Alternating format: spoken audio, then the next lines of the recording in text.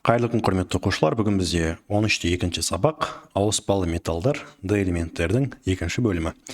Ал енді бастайық. Алдыңғы сабақтарда біз металдарды уже сипаттап бастаған болатынбыз, бүгінгі сабақта соларды аяқтайтын боламыз.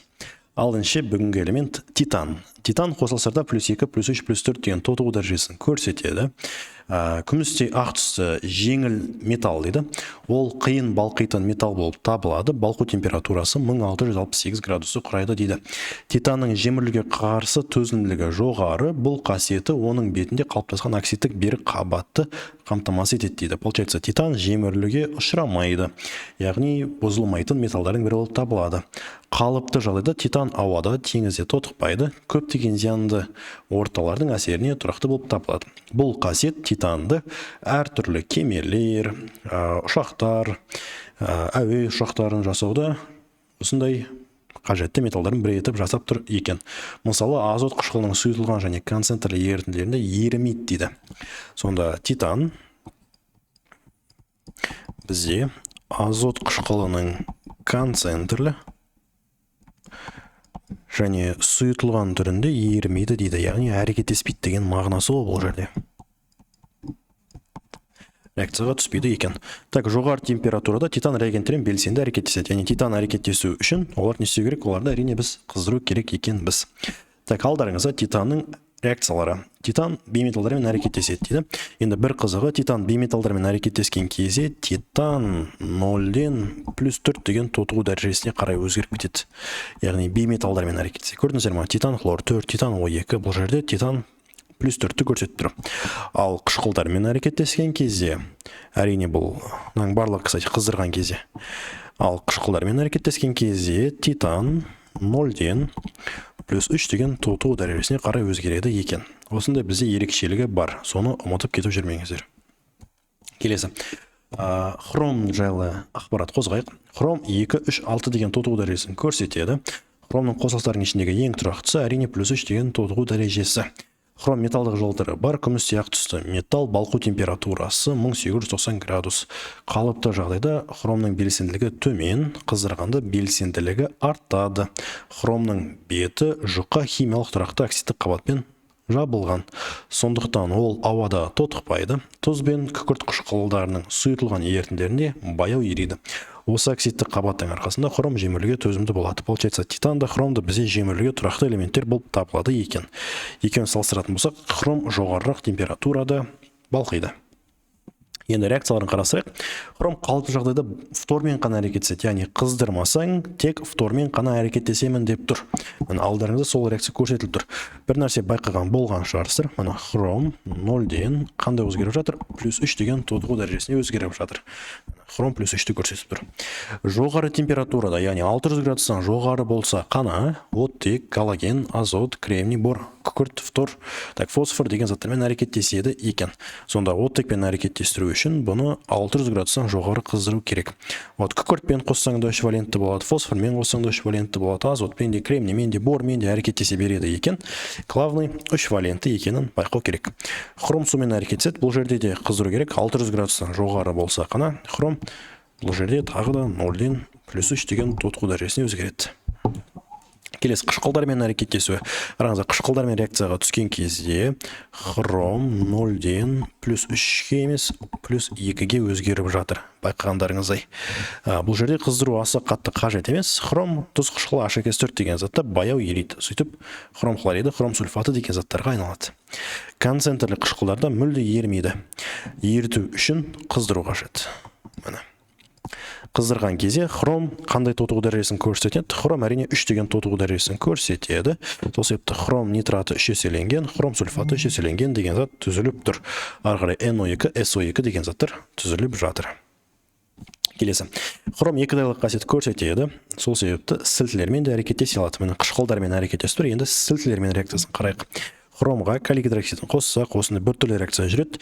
Калий хромиді, калий оксиді және сутегі деген зат бөлінеді. Хромға калий хлорат, яғни тосындай тотықтырғышты қосып жіберсеңіздер, калий хроматы, калий хлориді және су деген затқа айналып кетеді екен. Бұл хромның екі дайлық қасиетін көрсетеді. Мына қышқылдармен әрекеттескен кезде хром негізді қасиет көрсетеді, ал мынау сілтілермен әрекеттескен кезде қышқылдық қасиет көрсетіп жатыр. Келесі біздегі маңызды элементтердің бірі бұл темір. Плюс 2 плюс 3 деген тотығу дәрежелерін көрсетеді екен. Күмістей ақ түсті металл, балқу температурасы 1539. Темірдің басқа металдардың басты ерекшелігі магниттік қасиеттің болуында. Енді бір қызық, қазақтарда металл деген сөздің орнына темір деген затты қолданып кеткенбіз ғой. Бізден осы кейде болып жатады, ағай мынау темір ма деп менен сұрап жатады, типа металл ма деп айтқысы келген ғой енді бұл жерде. Темір деген өте маңызды элемент. Тағы да айта кететін ақпарат, темір жер бетінде таралу бойынша екінші орындағы металл. Бірінші орында кім? Бірінші орында алюминий. Темір бейметаллармен әрекеттесе алады екен. Іс жүзінде барлық дерлік бейметаллармен әрекеттесе алады. Оттекпен әрекеттескенде оттек мөлшеріне байланысты әртүрлі оксидтер түзе алады дейді. Міне қараңыздар, оттек аз болса 2 валент оксиді болады темірдің. Оттегі орташа мөлшерде или жоғары мөлшерде болса 3 валентісі. Ал одан сәл азырақ болса, темірің көбірек болса, онда феррум 3O4 деген затты түседі. Көп адамдар осы феррум 3O4 деген не деп ойлап жатады. Қараңыздар, феррум бұл жақта 4 валенті ма не деген секілді. Бұл феррум 3O4 деген зат негізі феррум О және феррум 2O3 деген заттан тұрады. Как раз жинақтаса қараңыздар, феррумнан біреуінен мен 2-3 болып тұр.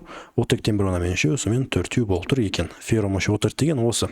Кейде темір оксидтері деп те айтып жатады. Феррум 3O4-ті. Сол кезде прямой ала бересіздер.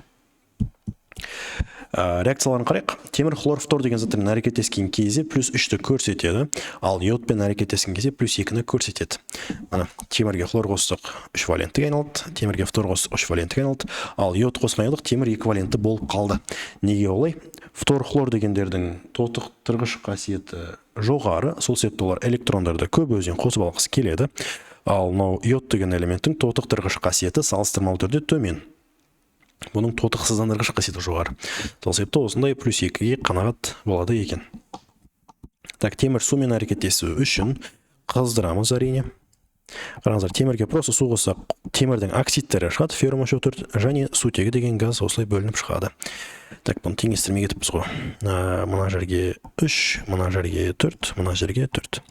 Келесі бір мәселе, темір су және оттек қоссақ, темірдің гидроксиді шығады. Бұл темірдің ауа буымен әрекеттесуі деп аталымы сондай реакция еді. Ауада тотығу деп аталады болмаса.